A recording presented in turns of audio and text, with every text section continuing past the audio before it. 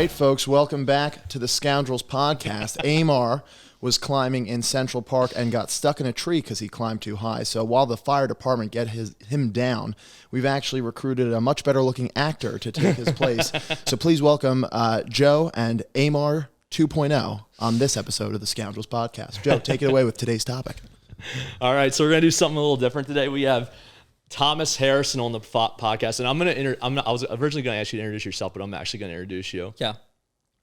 He's the founder and CEO of BlockRize, which is a credit card that basically invests your rewards points in crypto, and was recently acquired by Gemini, who some of you might know was the crypto company that's ran by the Winklevoss twins, famous from starting Facebook and the lawsuit and the whole Social Network movie. And you are what, 28 years old, I think, right? 28. 28. Yes. So started a company and sold it by the age of 28, which sounds, to the Winklevoss twins, which sounds super legit and impressive. But you know what the actual most impressive thing about you is? Being the better looking Amar. No, it's that you started a company and sold it to the Winklevoss twins before the age of 28, and you don't talk about it. You're super, super humble about it. Like, I've never heard you like talk about it at a party or while we're out or to a guy or a girl or anything. You just don't talk about it. Well, I don't know any. I've known you for a year and I don't know anything about it. The only reason I even know you did that is because other people told me, like when I originally found out. I just found out he wasn't an actor, so this is good news. I mean, to be fair, like it is posted on my Instagram. I mean, I guess like maybe you're not. You did one post.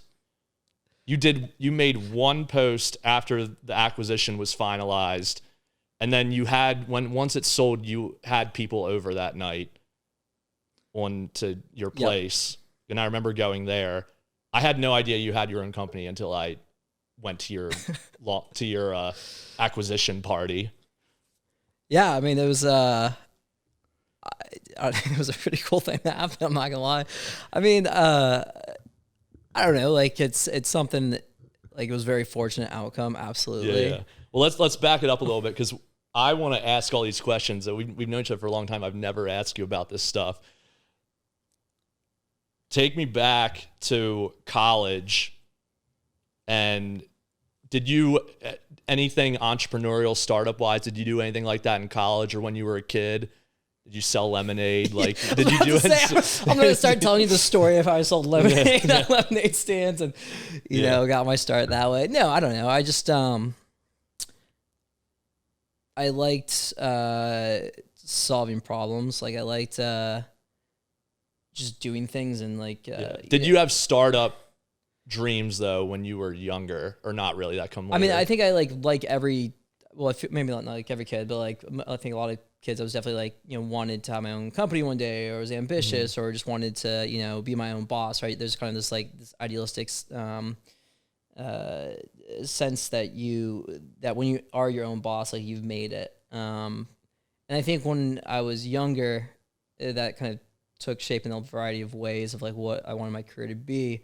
As I got older, it got way less interesting. I became super interested in the finance and throughout high school, and I just really liked learning about different like aspects of finance. And like this was right around like 2008, which was the financial the large financial recession and that huge crash. And I remember I did like my senior thesis on the 2008 crash, and like my friend refused to read my paper for the proofreading. She did hers on sharks, and mine was on the 2008 financial recession. She wouldn't read it because she's like, I don't know what the fuck you're talking about in this. What did you do after college? Did you work for someone else? Well, work for another company? So when I was in college, that's when I started really getting more into this idea of starting my own company or like building an app. And like you hear like Snapchat, right? That was around the time I was in college, where Evan Spiegel from Stanford.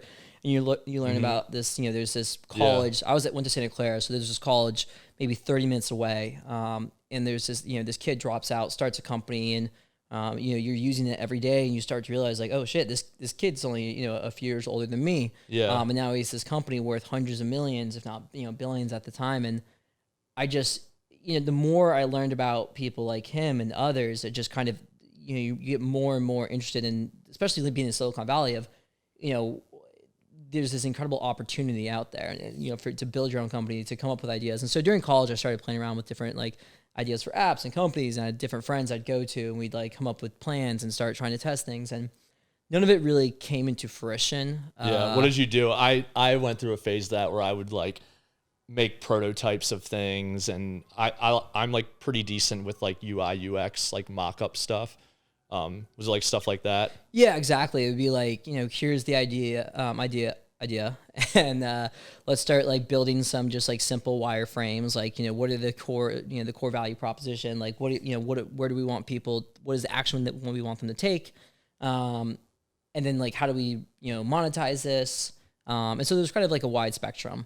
We never ended up going too far with any of that stuff. I think part of it's just because it's hard to be disciplined in college. Yeah, you're all over the place. But you had an interest in groups of friends and stuff like that you would brainstorm with, basically. Yeah, exactly. And then after I left college, I went and traveled for a few months. And then the day, the first day I was back from traveling, a friend randomly called me and was like, hey, I got a buddy who just dropped out of Stanford. They raised, some money from venture capital firms, and they're building this app. Would you be interested? They're looking for a certain person to do, this. I was like, sure, I'll be connected. Went over to their house. They lived in a house, and they worked in the house, and learned more about this app, which they were building that allowed people to essentially pull their college campuses and get data on anything from what are the best dorms to live in, should I what are the best majors, how do I get internships, relationship advice, anything that you really wanted to ask, but it was all quantitative, right? So rather than just getting one person's opinion, you essentially aggregated opinions. We're able to see how does the school feel, and then we did some cool stuff where we actually later on when I was part of the team, where we'd actually filter by how do guys think versus how do girls think versus how do freshmen versus seniors and all these different you filters this thing by ended up getting built. Yeah, it was. So I joined the team. I was just this sounds so cool. It's a startup. This is exactly what I want to do.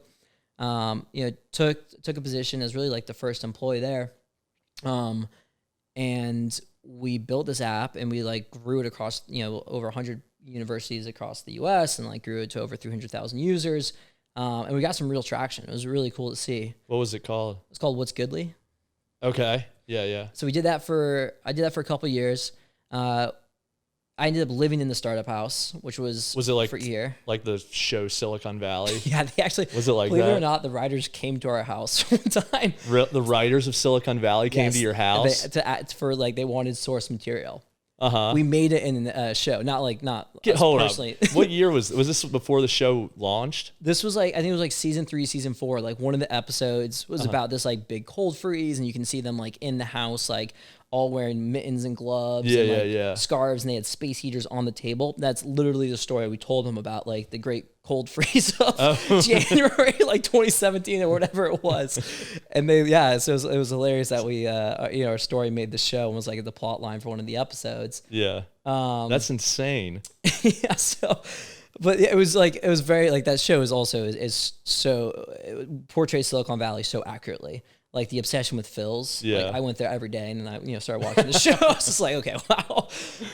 It just so it really was this but there is almost this unhealthy, maybe not unhealthy, but it's somewhat of a school of thought at Stanford and in that area where it's if you're not a dropout and you aren't creating your own company, you're almost what are you doing? Yeah. Where I felt that, and my buddy who was a Stanford dropout, he's, half of his friends had dropped out to start companies and the other half didn't. And they're a lot of the ones who didn't were constantly coming to him for advice on ideas and how to raise venture funding and stuff like that. And so there very much is this, pressure there to go, build and create companies. And, I think, both good and bad.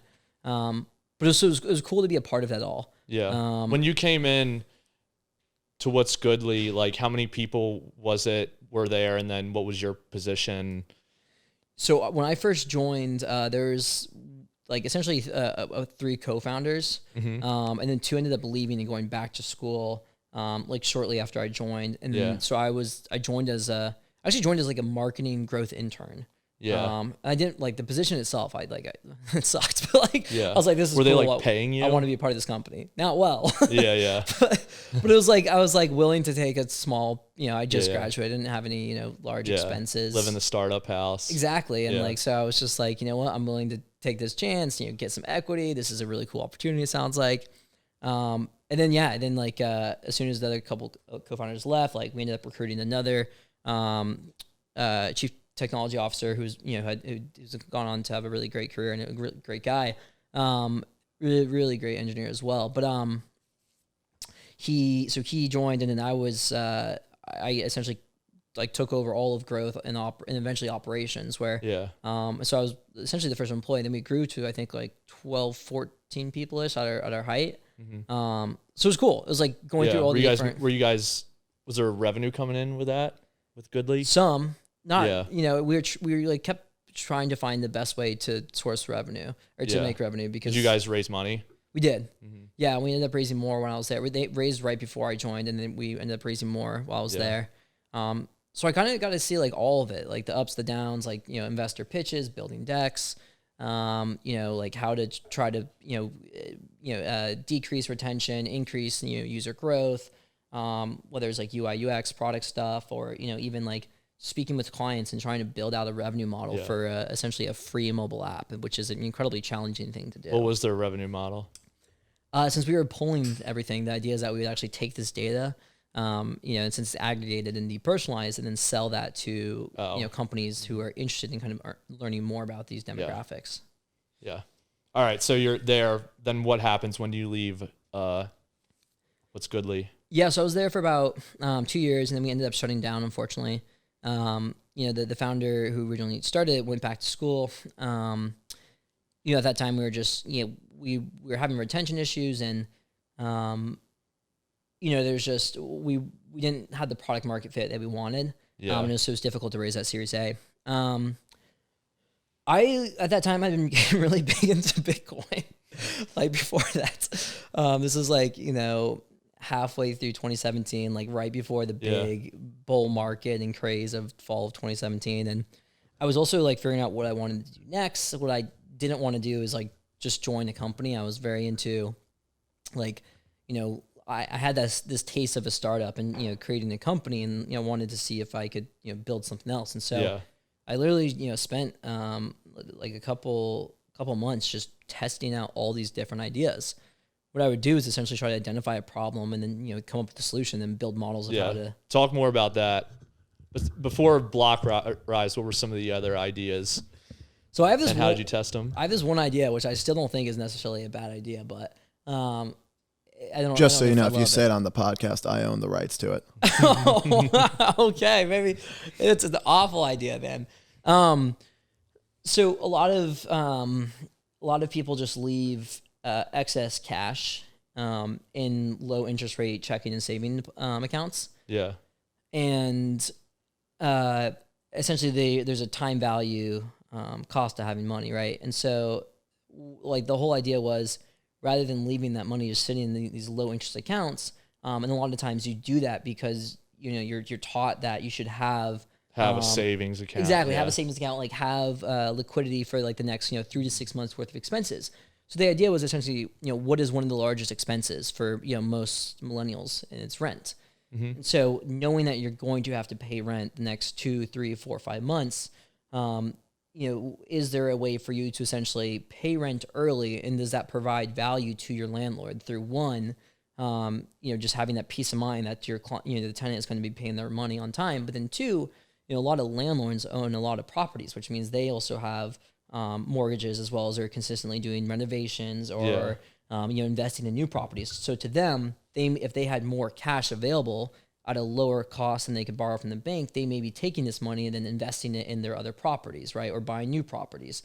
And so essentially, like, the way you could think about it is you prepay your rent early, and in return, the landlord gives you, you're essentially giving them, a credit, and in return, they pay you a low interest rate. But the low interest rate is actually passed back to you in the form of a discount on your rent.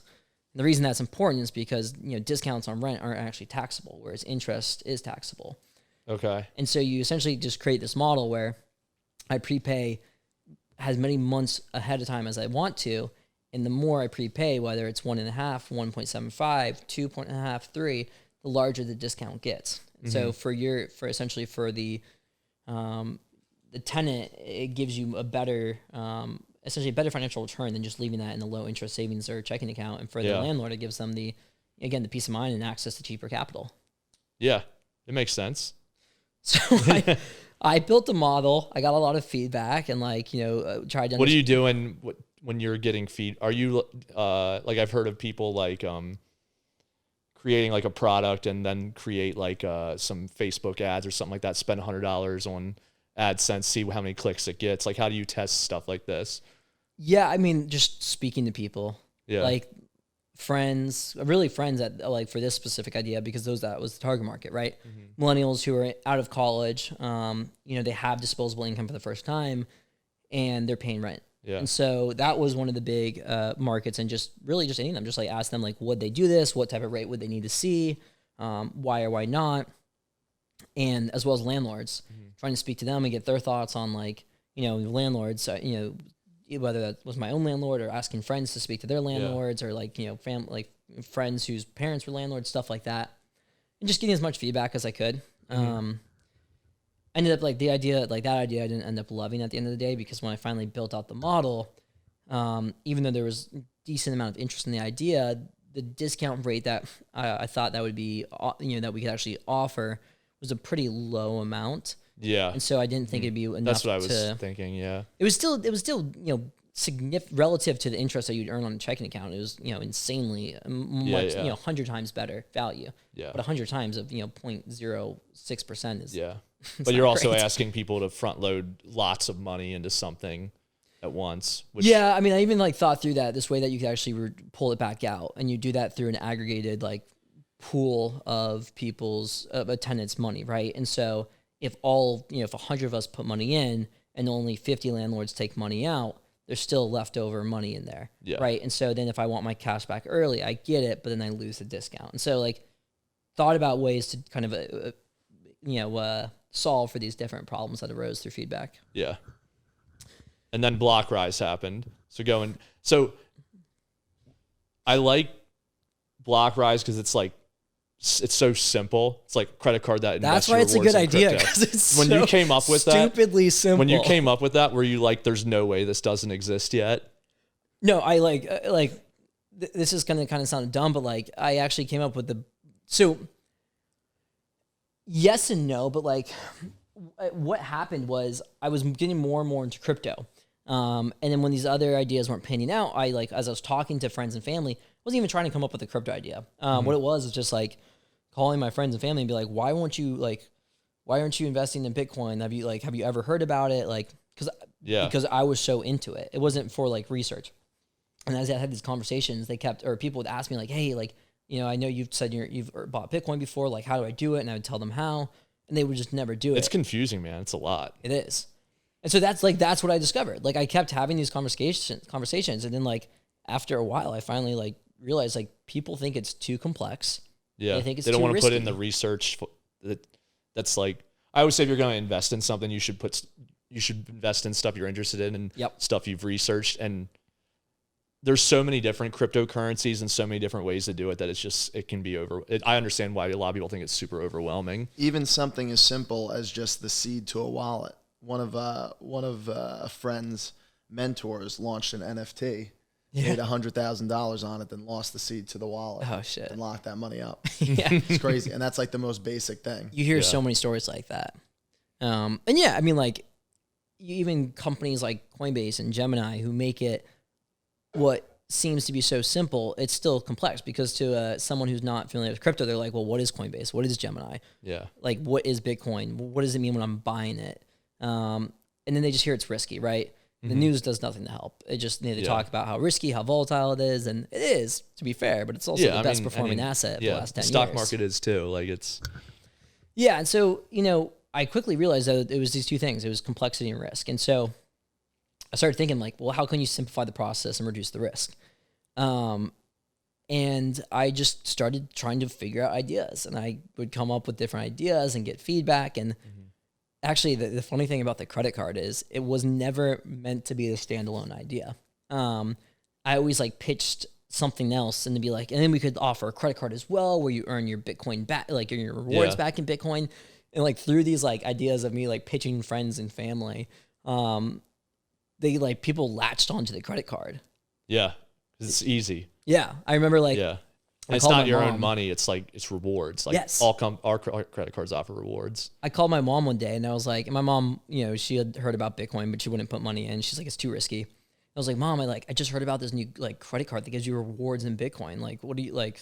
I was like, it's pretty interesting. And she's like, wow. She's like, actually, that might be something like I would do. Like, do you mind sending me the link? And I was just like, Mom, but they're like, it doesn't exist. That's what I'm thinking about doing. It was like, it's a very like dumb conversation, like me like pitching it like that, but like got the insight I needed where it's like, you know, my mom who, you know, incredibly smart woman, but is, you know, in no way, you know, technologically, or I'm gonna butcher this, technologically savvy enough to like figure out like what is blockchain technology or see phrases like, you know, on the fly. You know, if she spent a lot of time, yes. But so like for her to say this idea was appealing to her, from me giving a one-line pitch and that she wanted more information, and what she had never done before, the same with like, hey, you can buy it on Coinbase. She's like, okay, well, I'll look it up and you know, if I have time. But this thing like you know, so that's kind of where I knew that there was a hook here. And more and more feedback I got, I realized this is a good idea.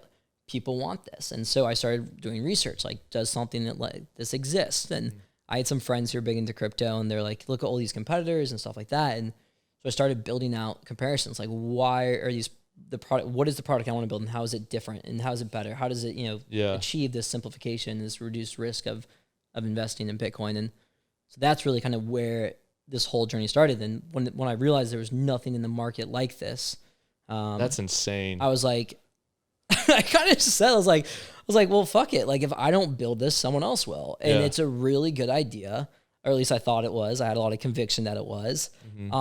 And I was just like, you know, like, again, if no one else, like, if I don't build this, someone else will. And like, do I want someone else building the idea that I thought of and I think is good? No. And so it was just kind of this, you know, just this, fuck it, I'm going to do this. All right. So step one, what do you do? How does one launch a credit card? Actually, producer Herb has a quick question. Because I think that brings up an interesting point. Because you hear stories of entrepreneurs going from idea to idea to idea, and they don't know, when do you land on that right idea?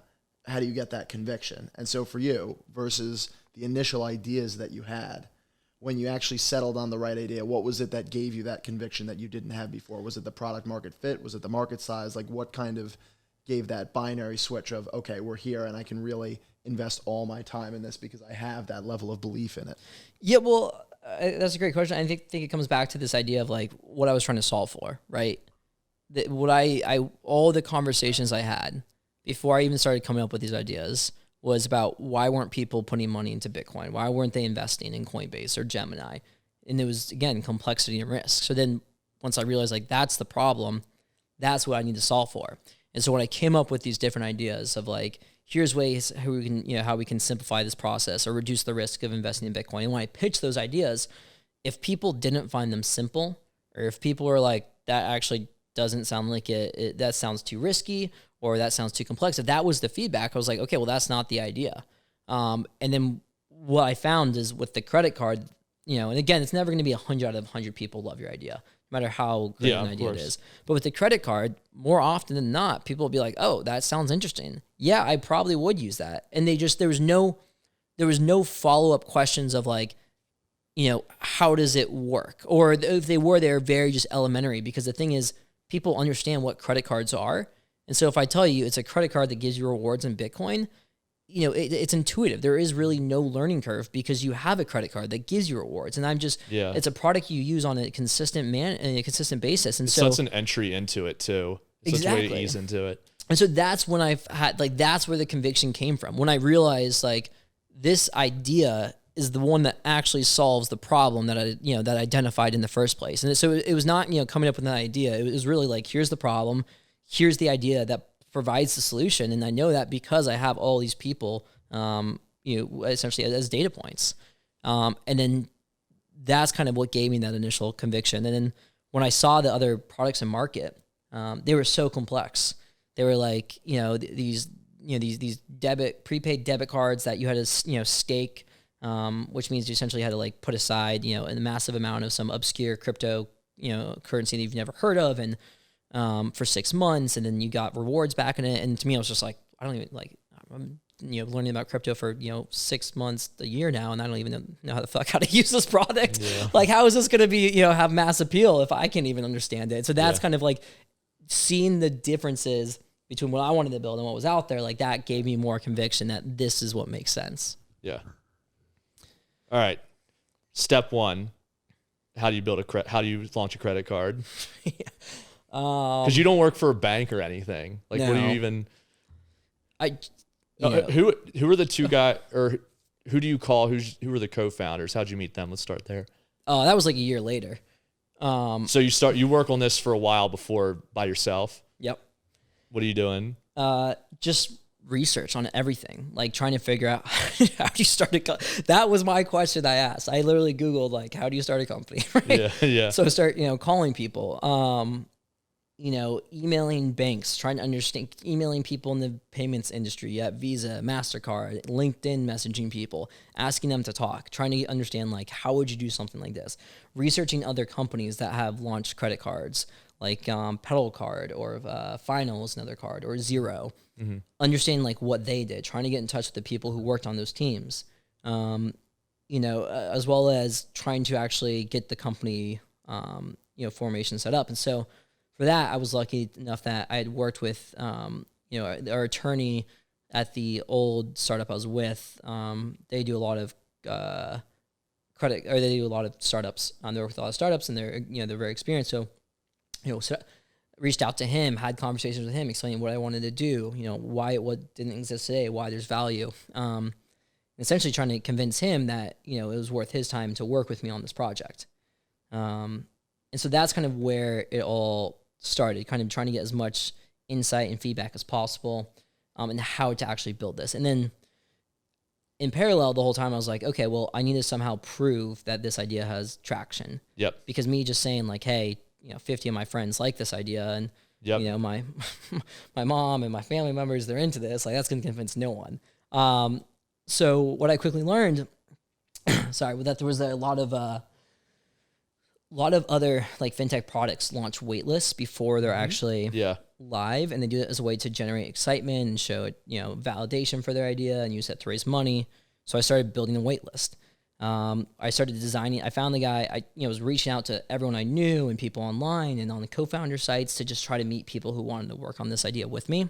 Mm-hmm. And found a guy who was willing, who was an engineer, really talented guy, and he was willing to help me design and build this website. And so we started working together, building. You just met him online? Yeah, not Craigslist. Yeah. Sorry, that would have been a much cooler story. Sorry. But yeah, so we just started building this website, and we were designing this waitlist page off of other credit card waitlist pages. Mm-hmm. And so, we had, how does it work? What is why would you want Bitcoin? What are the key features? Yeah. What is the security we're using to protect your information? What are the FAQs? And we like literally looked at all these pages, where like took what they had and just, made it, like with our kind of brand and our product to make sure that we're answering, because we figured they are answering all the questions that they're getting. So this is a great way to essentially answer all the same questions. And so we made this website look incredibly legit. We're launching this credit card that offers, rewards in Bitcoin. It's BlockRize is a San Francisco based technology company. Mm-hmm. Had all this cool stuff. This is all, you're still in San Fran. This is before you moved to New York. Yeah. And this is only me. Zach, he was a technical advisor of the company. He was just doing this like part-time. Yeah. And so I'm the only like full-time person working on this. And so then we put together this really great website, and then we're like, all right, let's launch this. So we posted it on Product Hunt and Reddit. Uh-huh. And we're like, fingers crossed, hopefully people are into this idea. And within a couple hours, it was like, the top of Bitcoin Reddit, which is, 500,000 people. And then within a couple days, we all of a sudden have, 5,000 signups. Yeah. in like an article in MarketWatch, mentioned in Forbes, as well as like all just from those two posts from Product Hunt and Reddit. Yes, and it's literally like just me and Zach part-time. And I'm getting calls from like MarketWatch, and they're like, we want to like interview you about the company and what you're doing. And I'm like, sure. And they're like, here's some of the questions we're going to ask. And they're like asking about the team, who's the bank we're working with. And so I'm just like, fuck, like this is going to look really bad if it's just me. Yeah. And so I'm like emailing people on the fly who have like given me advice. And I'm like, hey, would you mind if I list you as an advisor for this MarketWatch article? And so like at the end of the day, the article went live, and we had been speaking to a bank at the time. And so the article was as flattering as it could have been, saying we're speaking to banks, the team includes these people with advisors who have specialties in credit cards and stuff like that. When in like reality, that was somewhat of a long shot. Yeah. But like that's and like that, so it was just like this insane reception. And so that's kind of what I started. I then took that and we're like, okay, let's go start pitching like VCs. Let's go start talking to people and trying to really build this thing. Now that we have that validation. Yeah. So at this point, it's an idea and a website with info on the idea. Yeah. Basically. Wow. And then where does it go from there? So you get 5,000 people on the wait list. Then what? Then I would say like that was really exciting. Like things were great. Life was looking up. Like things were looking up. Life was good. I was like, we have this validation. We have this incredible traction. 5,000 signups from a Reddit post. Like this, we're gonna build this thing. And then I like went and met with some VCs and started like trying to get this thing off the ground, and just like things just went downhill fast. Yeah. Like I guess and like candidly, like I was very naive. It's still an idea. And I kind of thought like, VCs are going to love this. People are going to love this. Like, why wouldn't they? Like, we're going to build this credit card, and instantly the feedback. Is it like that easy to get meetings with VCs in San Fran? No, it's not. I was pulling strings. I was, cold emailing then like, multiple times, like, then sharing the waitlist validation, getting the meetings, the few meetings I could, asking friends and family for favors if they knew anyone. But like, and some people were really nice to meet with me, but, and many were like polite about how they said it, but like the feedback was like, look, you have 5,000 names on the wait list. That, that's great, but we don't know if that actually proves that this is a multi-billion-dollar idea. Yeah. You have no experience in the credit card industry. Credit cards and financial services is like the third most heavily regulated industry in the U.S. Yep. When you add crypto to it, no bank is going to want to work with you, which was largely true at the time, and is still in part largely true today. Banks are very adverse to crypto. They're finally starting to warm up. What year were you raising money? This was 2018. And 19 and 20, you're always raising. Most of the time I was failing at it, but that was part of the process. So then like, they're like, and banks won't work with you. You have no technical co-founder. So many VCs are like obsessed with having, you need to have a technical co-founder. Yep. Software is like how you create competitive advantages. And they're like, look, launching a credit card is incredibly complex. It's going to take a ton of money. Like, why should we give our money to some, at the time, 26-year-old who has no experience, no co-founders? Yeah. And it was like, and I was like, because I got, I have conviction, I have drive. Like, I read all your blog posts. That's what you say you look for in founders. But it's like, no, that was not a good enough answer, I guess. That is very much the impression that they give us. Right? You read the blog post and you know that I love skiing backwards. Here's $1 million check. That's what they all say. Like, we look for that, that X factor, right? In founders, the ones who are afraid to, aren't afraid to break from the mold. I'm like, that has to be me. Like, I'm willing to start, a company with no experience in this industry by myself with like this idea that is like, so many people think will never take off because Yeah. it has this crypto component. That's also like a story for another time. All the like the negative feedback to the waitlist launch, and like people just like Yeah. absolutely shitting on the idea, on me. I have a lot of screenshots of those. I'm gonna save those for one day to once we launch this card to put on put on frame them and just have my moment of glory and redemption there. But it was funny. I once tried to email a guy to who wrote an article about how it was the dumbest idea of all time, and explain. Some guy wrote an article about that. Yeah, not just one. Like on. And so, like, he wrote like this article just calling it incredibly On Reddit dumb. or like a legit publication? Not like, well, I mean, somewhat legit. Yeah. It was like a blog that like covered like airline miles and frequent flyer cards and like credit cards in general. Yeah. And I wrote an email to him like, saying like, here's why I feel differently. Here's the value proposition. Here's how we're approaching this. Like being very, cordial and trying to explain why I understand his views, but here's the difference. And he just responds like, I spent like 3 hours writing this email, and he responds back with like this 5 minute, and just says like something like to his point, like this is still a bad idea, and just because you sprinkle like Bitcoin on top of it doesn't make it a good one. Yeah. And I was just like, you gotta be kidding me. Spent 3 hours, and like what you quickly learn, like it was a good learning experience because like this is, you need to learn this. Like not everyone is ever gonna like it. Like there's always gonna be people who don't like your idea. There's gonna be people who hate your idea.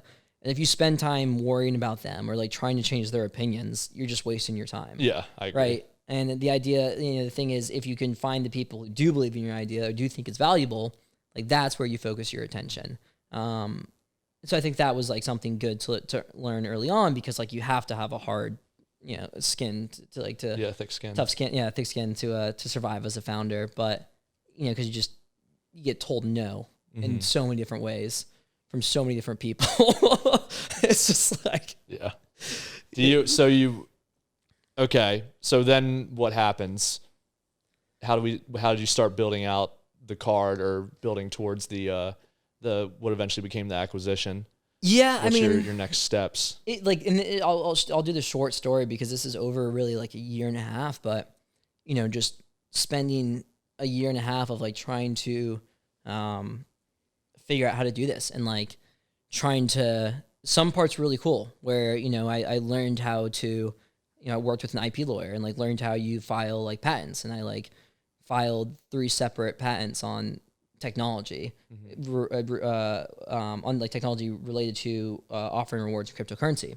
Like some of those patents we're actually using, will likely, even though they haven't been granted yet, but the original technology we'll be using with the Gemini credit card that we're launching later this year. So it's kind of cool that when you launched this, did you know, like, would there have been a way to do this that didn't require teaming up with Coinbase or Gemini or something like that?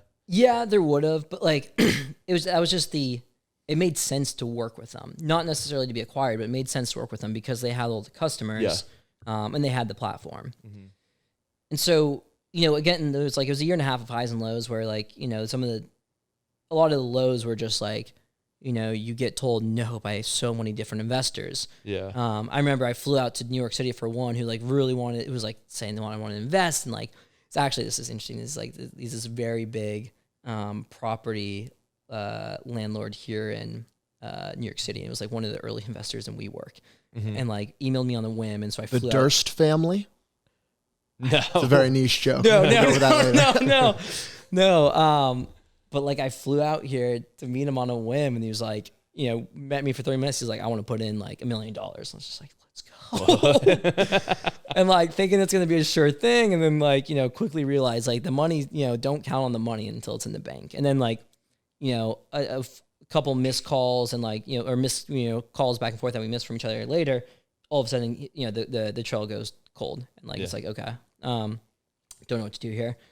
But so then like, there's just a lot of, trying to figure it out, trying to build models, like trying to get banks on board, trying to understand who are all the different partners and vendors necessary to launch a credit card. What does the compliance or like regulatory framework look like? trying to recruit people, trying to raise money always. And eventually, we had some wins, like very few and far between. We had wins, things like, recruited my co-founder who had, previously How did he come about? Met him through an advisor to the company. Mm-hmm. And, he had spent like 20 years, as an engineer at all these great companies like Google. He had co-founded the company that had like done really well and raised a bunch of money. He had like won TechCrunch Disrupt and just really great guy. And so when he joined, it was just like, he was, it was amazing. Like I remember I was like crying when I hopped off the phone and he said he was like willing to join the team, because I was just like, finally, after a year, someone's willing to like do this with me and like believes in this project. Mm-hmm.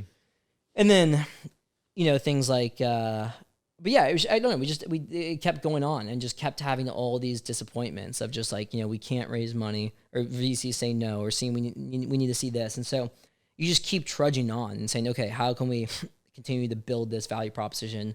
And that thing, like, started building the technology, started, putting together all the different, like getting farther along in conversations with banks, finding ones that were actually interested. And like, it just took time and just like all these ups and downs. And that was, for a while, and really didn't have any breakout. We had some cool ups and downs during this, to continue to raise, or continue to try to, progress with everything. But then not until, I'd say, fall of 2019 did we really get a huge break. And again, so this is like 2 years really after I started on this idea, just to give you a sense of like, 2 years of, stumbling around trying to find my way with this idea, like at times working other, part-time jobs just to make money. Like it was, definitely some of it was good, but some of it was tough. And it was like not, there's times where I'm just thinking like, is this ever going to take off? Are we ever going to be successful? Or is this just going to end up failing? And I'm going to look like someone who spent a year and a half trying to do something, or 2 years trying to do something that just like failed completely. Yeah. What happened in fall 2019? So we got our first venture investor. We raised from this VC fund I just cold emailed. Really into Bitcoin. Yeah. And yeah, they were just like, hey, we met a number of times and had all these conversations, and they were just like, we really like what you're doing. We think this is great for the space. We're willing to put some money in. Can you say who the fund is? Yeah, Folger Ventures. Which was so it was huge. It was super exciting. We're like, this is our first check, and we're speaking to all these other VCs at the same time. And we're like, now we have this momentum. And then another one says, hey, we're going to put money in. And it's EOS VC, and then they're like they're part of Block One. And Block One like raised like $4 billion through a crypto a token sales. So they're like very legit in the space. And we're like, this is insane. And then we got the real excitement, the real just like best news of all time when in November of 2019 when we had been speaking with Coinbase for a number of weeks. Yeah. And going through they're trying to understand our model, understand what we're doing with the product, how it's going to bring more people into the crypto ecosystem. At this point, is it still basically a wait list? Yes. What's the wait list at this point? Hadn't grown much because we weren't doing any advertising. Oh, okay. So you weren't actively trying to grow it. No. And so it was probably like 7,000, 8,000. Yeah. We actually, I guess we had brought on, since we finally started getting some VC money, we brought on a chief compliance officer who had a lot of experience in the space. Okay. Given that compliance is one of the number one concerns for banks. So if we could address that concern, they'd be more likely to work with us. But then, I guess, we were just like, we're going and speaking with the Coinbase Venture team for a number of weeks, trying to convince them to put support our project. And I remember I got the call. So you raised money in fall 2019, right? Yes. Okay. What's this going towards? Are you just paying yourselves, or like sounds really bad when you put it that way. I mean, like it goes paid towards his rent, got some food, one small yacht, nothing too fancy. It's a small yacht, right? Yeah. No, I mean, like really went to, it was like, bringing on the chief compliance officer, just various software costs to support the technology we were building. Yeah. Legal things like that, just to file, patents and, that type of stuff. So those type of things. And then we got this, we've been going back and forth with Coinbase Ventures for a few weeks, and we got the call. Like I got the call like Friday night at like 6 p.m., 5 p.m., whatever it was. And, they're like, we're gonna put a check in. And this was like monumental, right? Yeah. Like when this happened, an investment check. Yes. Yeah. Like when this happened, like I after this call, I was in shock. Like I couldn't speak. I was trying to speak. Like, I couldn't. And then I finally was just like, thank you. Like we appreciate it so much. And, the guy on the other end is like, he's like, hey, look, we're really excited for what you guys are doing. We'll talk more about the details on Monday, go celebrate, enjoy the weekend. And he hung up, and I was bawling, like straight bawling for 30 minutes. I just couldn't stop. And like, the reason why is literally spent 2 years trying to build this idea. Right. And Coinbase is the biggest company in the space. Yeah. Right. This is back in 2019. Today they're worth, somewhere like $80 billion. And to have their support, their stamp of approval to actually not just say huge. Like, we want to work with you guys, but we're actually going to put money in. It was insane. And like, this is like 2 years of what I had been working for to get some validation on this idea. Not that the other VCs that were backing us weren't great, but to have like the number one exchange in this, Gemini is the number one exchange. But yeah, to have the biggest company in this space, like, that's post-production editing. Willing to back our startup was just like, I was in shock. I was in disbelief. Like, it was just the coolest feeling ever to be able to, to think and to say like, Coinbase is backing us. Like, they believe in this idea. And like, all of a sudden, all these people who didn't believe in this idea, like, they're, or like not and like friends and stuff like that. Not that they never didn't believe in this idea or didn't believe in me, but telling them, like, even a lot of them didn't know anything about crypto, and they're like, yeah, I know Coinbase. Yeah. So how did you get turned on to them? Was it just reaching out a bunch of times? How did you first get connected with Coinbase? I think we were part of this like accelerator at Santa Clara, and I think someone sent them the newsletter, and it featured. Yeah. I think I was like, they took the photo of me that day or whatever it was, so I was like on that, and then like talked about my company with a quick blurb, and so I think they found out about it from that. Oh, that's awesome. Yeah, and so that's kind of, and they like. I mean, the team at Coinbase is awesome. They're like, they knew we're early stage, but they're just, they were incredibly supportive, just such great partners. And, just like, so it was amazing to have, them backing us. And yeah, so that was kind of a huge shift. And then, when we continued to raise and, try to bring more money in, and we're making progress and continue to have ups and downs. And then, really just came to, we started having conversations with a number of exchanges and just companies about this idea of working with them to build a credit card that offered rewards in cryptocurrency. And this idea of, a lot of these exchanges in the space had users, they had a platform for dispersing rewards, but we were building the credit card component. So for them, they thought it was a good fit. The thing that people actually hold in their hands. Exactly. Yeah. And so none of like the conversation, when we first were introduced to the Gemini team, it was to speak about this idea of building a credit card together, either maybe a co-brand or a white label. Yeah. Did Coinbase, who introduced you to Gemini? I forget, to be honest. I think it was someone like, I think it might have been just an advisor, but we were introduced to like the corp dev team there. Yep. And again, like to talk about, ways to partner together, and just, we kept having these conversations, and, through those conversations, it was just, we just realized how closely aligned we were with them wanting to build their own credit card and us building a credit card. And, when we realized like, the missions were the same too, and bringing more people to the crypto ecosystem, it just all like the more conversations we had, the more we realized this is somewhat of a natural fit. Yeah. And then what happens?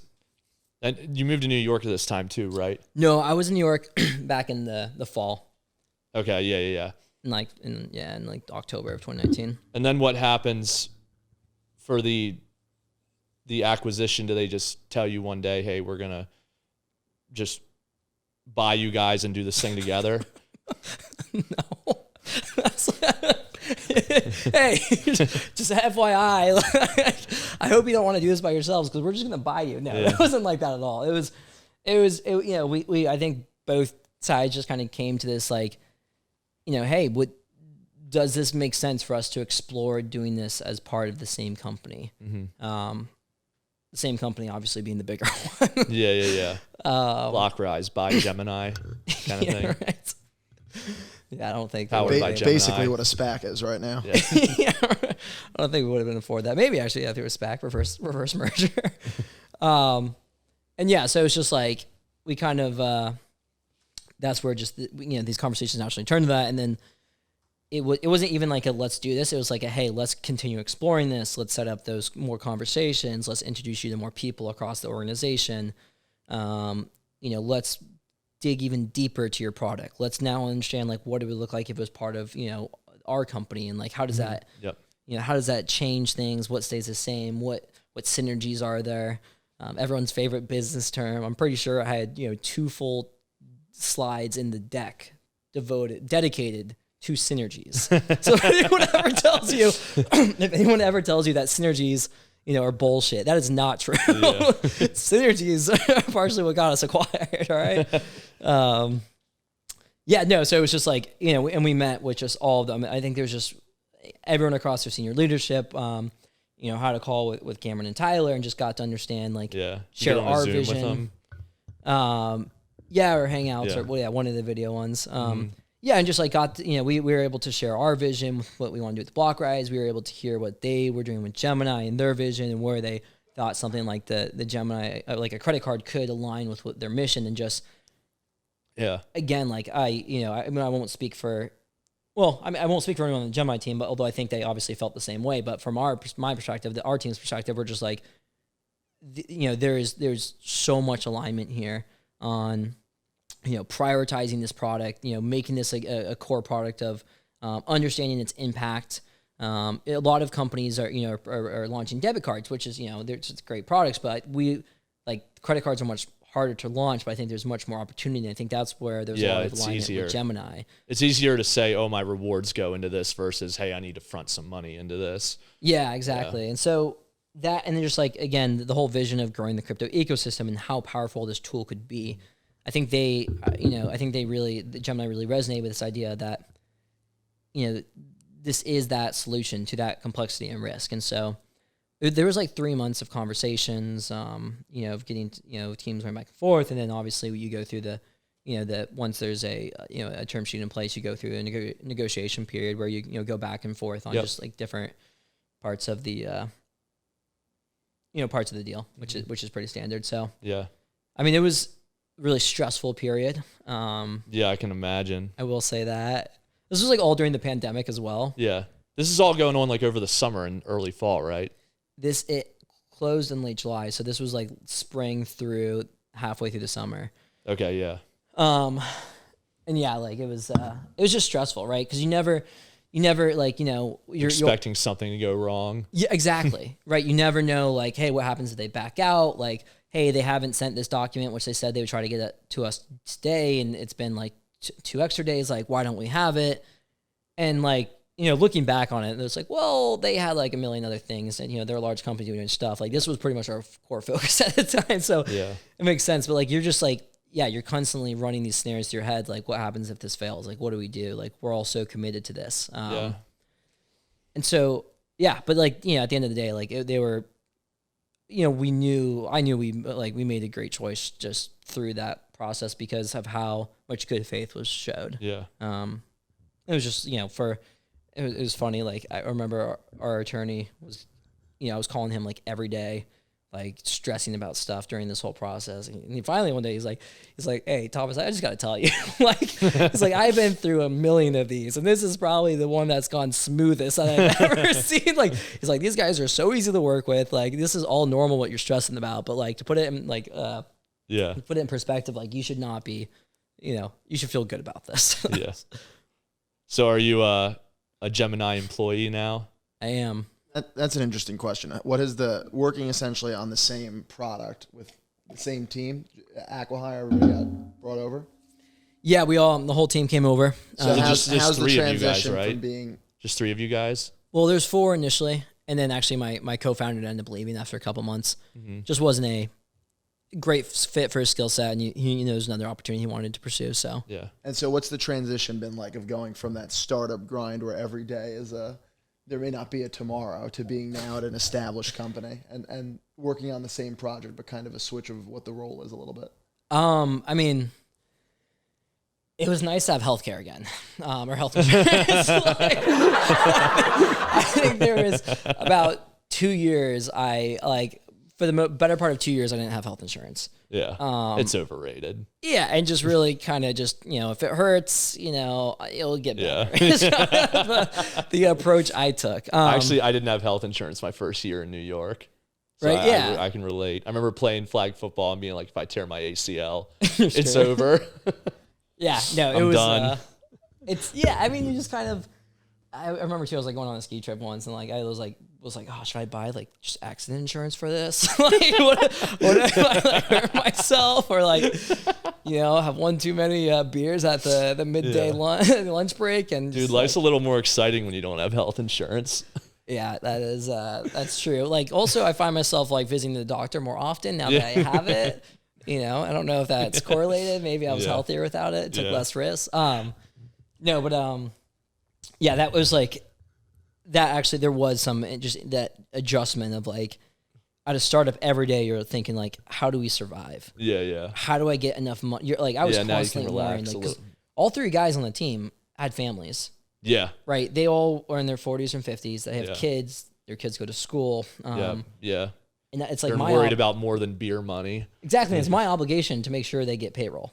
And so like there's this weight on my shoulders, like when the deal was finally went through and it was signed and it was done, and like, when it was executed, like I was not even excited. Like I was just like, it was just relief. Like at first, like it was just like the 5 months of like, preparing to try to get this through with all these different worries and like 5 months of just like stress. Finally, like, okay, it's gone. It's over. It's done. And then the excitement hit very much so. But there was like a solid 20 minutes where I just like walked around, like just kind of just like in disbelief and couldn't do anything.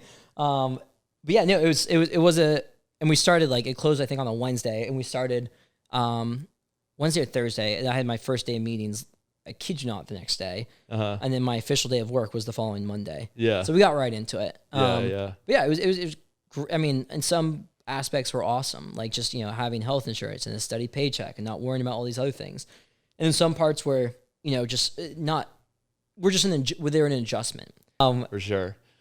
And so it was just like, yeah, it was, but overall the experience has been great. Like it's fun, it's really fun working with a larger team, having a lot more resources, mainly just like, human capital, like smart people helping problem solve all these different things that are going on. And it's great to, be part of the Gemini team and be launching this product with everything else that we offer in the market and, our customer base. I think the impact we're going to have will be substantially larger than if we were to do this as BlockRize. Yeah, that's awesome. Where do people, just BlockRize.com if they want to look it up, right? Yes. BlockRize. BlockRize.com. All right. Do you have any last minute questions, Herb, before we wrap? Of course. Longtime listeners of the podcast will know our final segment with any guest is Herb's Final Jeopardy, which is one question which analyzes a deep part of your psyche that you didn't even know existed. And Final Jeopardy is, if you had to be a groupie of one band from any time period, what band would you be a groupie for? I mean, that's easy. Mayru. I'm already a groupie.